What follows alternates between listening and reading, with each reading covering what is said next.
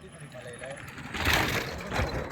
பாதையில் நாங்கள் கிட்டத்தட்ட ஒரு 2600 வருடங்களுக்கு முன்னால் வாழ்ந்த ஆதிமனிதன் வாழ்ந்த இந்த பழமையான இடத்துல வந்து நிற்கிறோம்.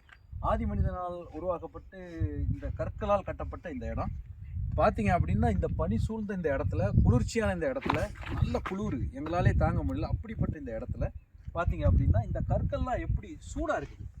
அப்படிப்பட்ட ஒரு அற்புதமான மனிதனுடைய சிந்தனையிலிருந்து இறைவன் இப்படிப்பட்ட இடத்த உருவாக்கியிருக்காங்க. இந்த கல்லெல்லாம் பார்த்தீங்க அப்படின்னா, இந்த குளிருக்கு இதமாக நாங்கள் இந்த கையை வச்சாலே எங்களுக்கு கனகனன்னு இருக்குது. அவ்வளோ ஒரு ஹீட்டாக இருக்குது.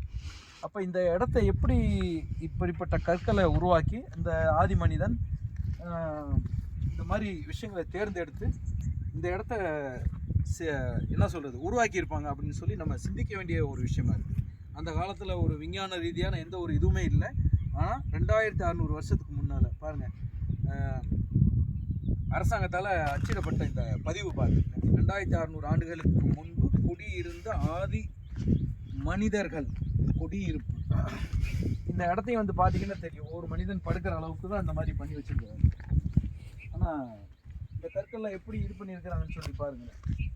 கிட்டத்தட்ட நிப்பாட்டி தான் வச்சுருக்கிறாங்க. வெறும் பாறைகளை கொண்டு வந்து நிப்பாட்டி வச்சுருக்கிறாங்க. ஆனால் இந்த கல் மட்டும் சூடாக தான் இருக்குது. இந்த பனியில் இந்த கல் இவ்வளோ சூடாக இருக்குது அப்படின்னா, உண்மையாலுமே ஆதி மனிதனுக்கு அவ்வளோ ஒரு நல்ல ஒரு அறிவு சார்ந்த ஒரு ஆற்றலான ஒரு நல்ல விஷயத்த இறைவன் கொடுத்துருக்கிறான். பாருங்கள்,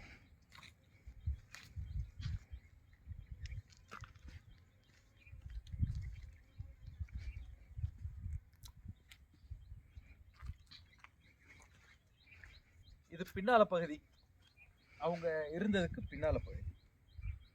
இதுதான் ஆதிமனிதனால் உருவாக்கப்பட்டது. நல்ல உண்மையாலுமே இந்த குளிர்ச்சியான கிளைமேட்டுக்கு இந்த கற்கள் அவ்வளோ ஒரு சூடாக இருக்குது. என்னன்னு தெரியல, எப்படிப்பட்ட கல், என்ன கல், எந்த வகையை சார்ந்த கல்லுன்னு தெரில. ஆனால் தூக்கி இதை நிப்பாட்டி தான் வச்சுருக்குறாங்க அப்படின்றது வந்து நல்லா தெளிவாக தெரியுது. யாருக்காவது பார்க்கக்கூடிய வாய்ப்புகள் கிடச்சி அப்படின்னா கண்டிப்பாக வந்து இந்த இடத்த வந்து பார்த்துட்டு போங்க. ரொம்ப சிறப்பாக இருக்கும். ஏன்னா இந்த கல்லுடைய சூடுத்தன்மை தான் அது ரொம்ப இதாக இருக்குது. ஆனால் வெயிலுக்கு அடிச்சுன்னா இன்னும் வந்து சூடாக இருக்கும்னு நினைக்கிறேன். மழை பெய்யுது ஆனால் சூடாக இருக்குது. ஆமாம், குளிர்ச்சி. மழை பெய்யுதுன்றதை விட குளிர்ச்சியான இந்த சூழலில் இந்த கல் வந்து நல்லா சூடாக கனகனகன்னு இருக்குது.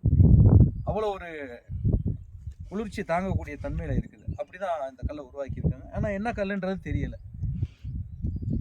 நன்றி. மழை பெய்யுதுனே.